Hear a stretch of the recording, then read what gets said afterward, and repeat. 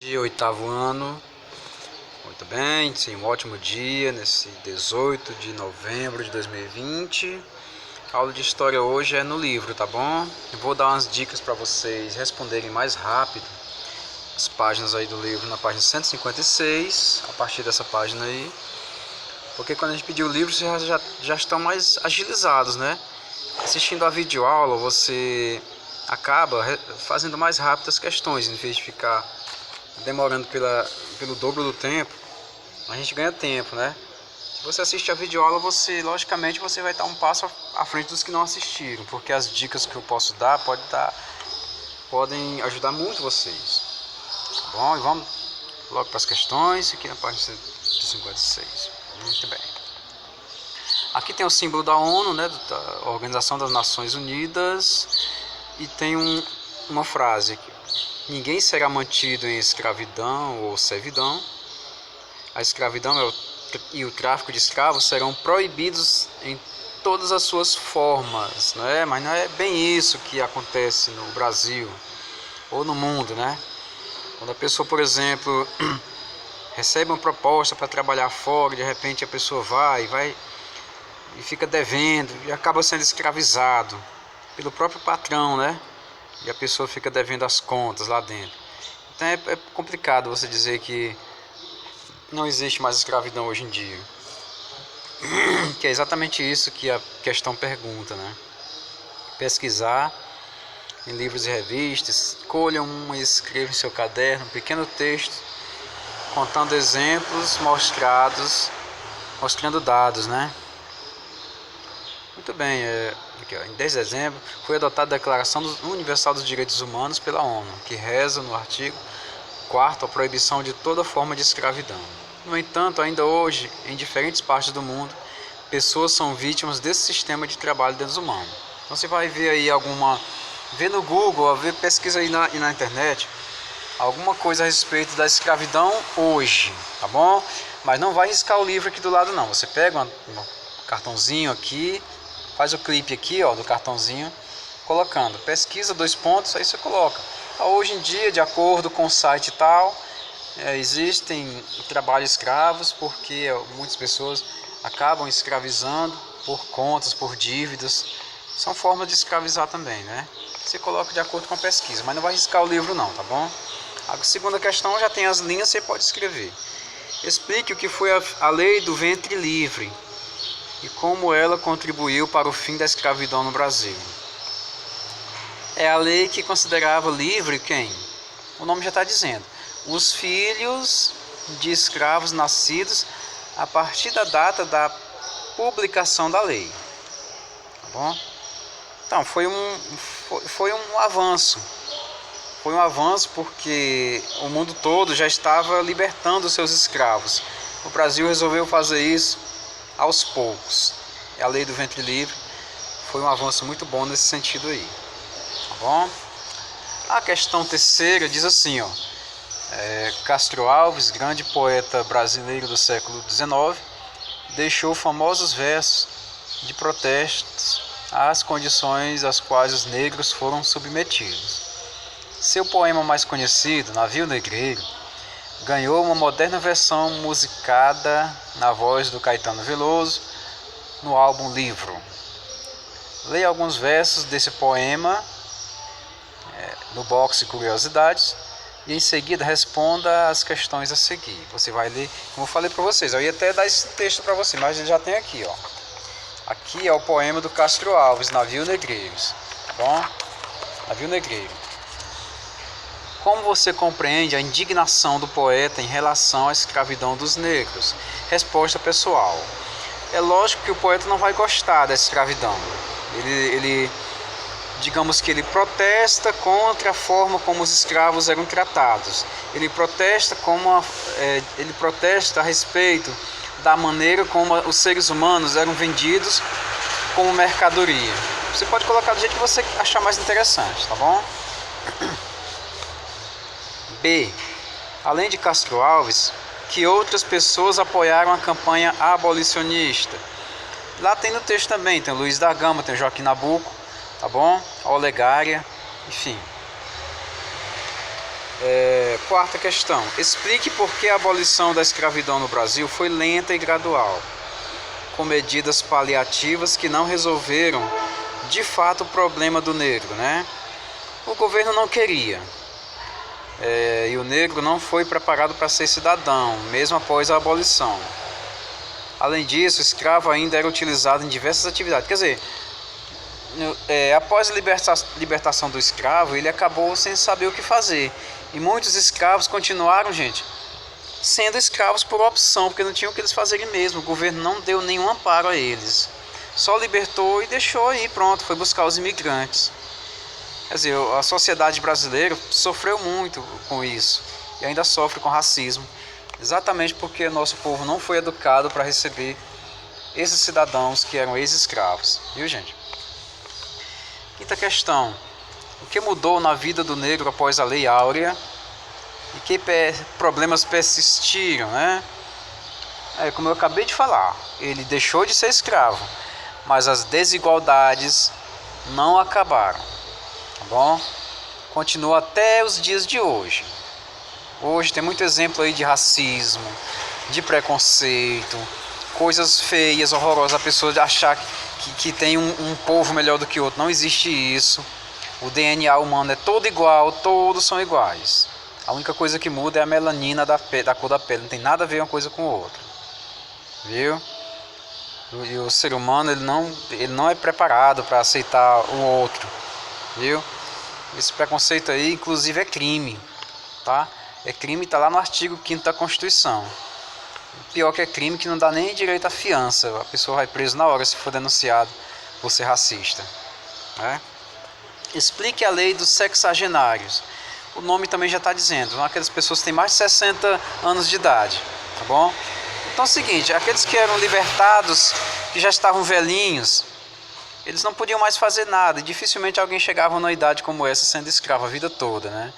Mas essa lei também contribuiu para finalizar a escravidão, ela complementou aquela primeira que eu acabei de falar para vocês, enfim. Foi um avanço? Foi, mas foi um avanço menor ainda do que a primeira lei que foi criada. A lei dos sexagenários, os escravos que tinham essa idade de entre 60 e 65 anos de idade, eles não tinham mais o que fazer, né? Estariam libertos aí, enfim, né? E aqui tem a cruzadinha da 7ª questão, onde nós vamos complementar aqui. Tá facinho, não tá difícil não. Após determinada idade, essa pessoa dava liberdade ao escravo. Aí a letra A é sexagenário, você vai só completar. Letra B, a partir dessa lei foi extinto o tráfico de escravos no Brasil. A lei Eusébio de Queiroz, aquela mesma lei que copiava a lei da Inglaterra, viu? Está falando de tráfico de escravos no mar, tráfico de escravos em alto mar. Então proibiu a lei Eusébio de Queiroz.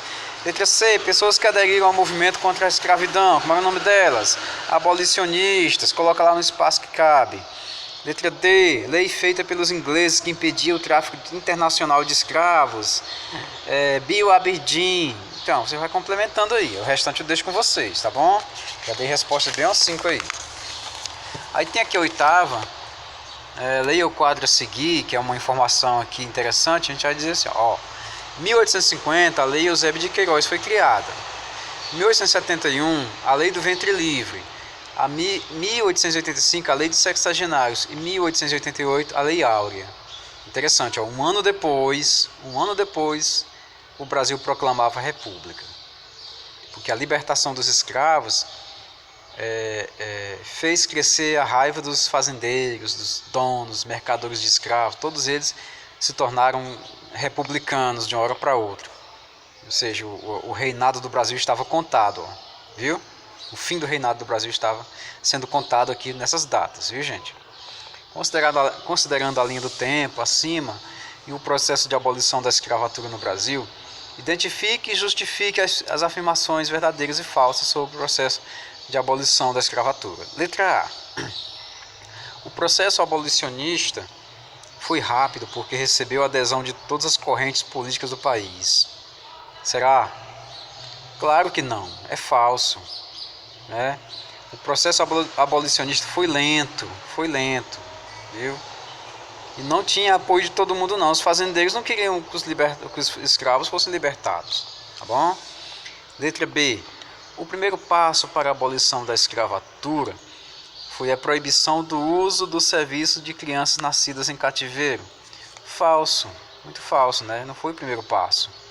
A lei do ventre livre foi criada em 1871, né? Mas a lei Eusébio de Queiroz já tinha sido criada antes dela. Então não foi o primeiro passo, não. É uma questão de lógica também. Se você olhar lá em cima, o ventre livre está em segundo lugar.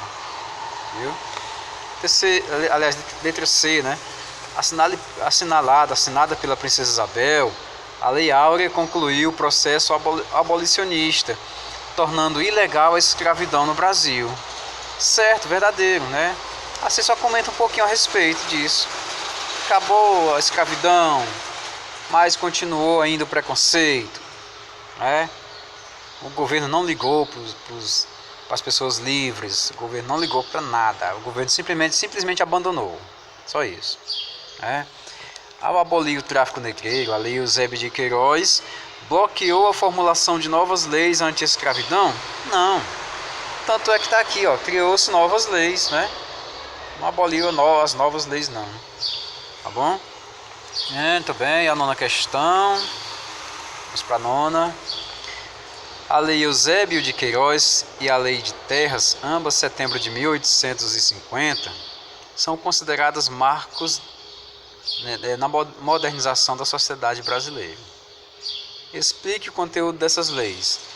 É o seguinte, a Lei Eusébio de Queiroz, como já vimos, proibia o tráfico de escravos da África para o Brasil. Certo, e tudo bem. A Lei de Terras foi o quê? Ela dava valor às terras, que as terras não seriam mais doadas.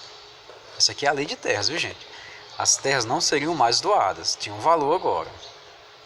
Bom, que antigamente as terras eram doadas pelo governo para as pessoas mais poderosas.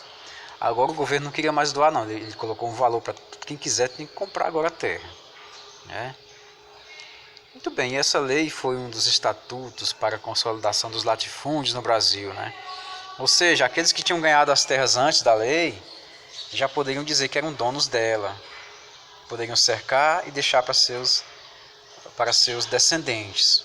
É assim que até hoje tem terras aí no mundo todo, no Brasil todo, que é terras desse tempo aqui, que para a pessoa construir uma coisa é luta, porque tem que brigar por herança, essas coisas, né? Letra B. Explique os motivos pelos quais ambas as leis são consideradas marcos na modernização da sociedade. Porque a lei Eusébio de Queiroz permitiu a liberação de capitais, ou seja, o dinheiro que a pessoa ia gastar comprando escravos já poderia investir em outras coisas, certo?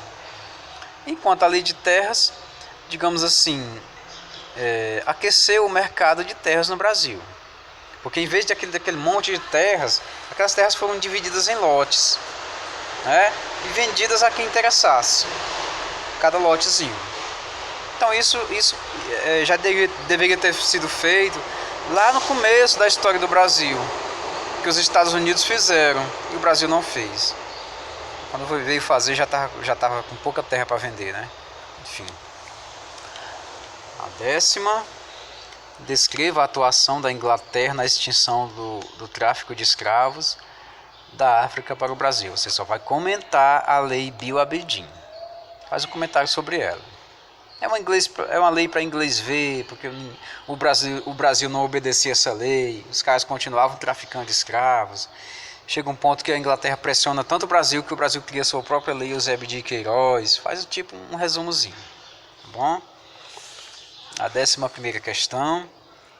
Estabeleça a relação entre a extinção do tráfico de escravos africanos para o Brasil e o início da industrialização brasileira, né? Muito bem, houve, com o fim da escravidão, já estava acontecendo a expansão dos cafezais, né? E para atender essa expansão dos cafezais, né, houve o incentivo à imigração. O pessoal trouxe muitos imigrantes, porque não tinha mais escravo, né? E grande parte desses aí se dedicaram ao desenvolvimento da lavoura. É uma coisa mais ou menos assim, você coloca aí, a escravidão acabou, mas a expansão da lavoura do café estava crescendo. Então o governo e fazendeiros trouxeram muitos escravos. E esses escravos acabaram, digamos, fazendo parte da nova economia do Brasil na época, né? A economia do café. O desenvolvimento do trabalho livre no Brasil, né? Deveriam ter contratado os ex-escravos também, né? Dava uma ajuda boa, já conhecia o território tudo direitinho. E muita gente de fato contratou, né? Teve também isso, tá, gente? Muito bem, aqui é a parte pensando no vestibular. Você vai marcar somente uma alternativa, é claro, né? Você não vai, digamos, uma parte só de marcar. Eu vou deixar isso com vocês, para vocês lerem, a oportunidade de vocês lerem a questão, marcar essas páginas de vestibular, tá bom? E na próxima aula a gente vai começar onde? A monarquia enfraquece, quer dizer, aqui acaba a monarquia, Dom Pedro II deixa de ser rei do Brasil, e o Brasil vai ser comandado por presidentes militares.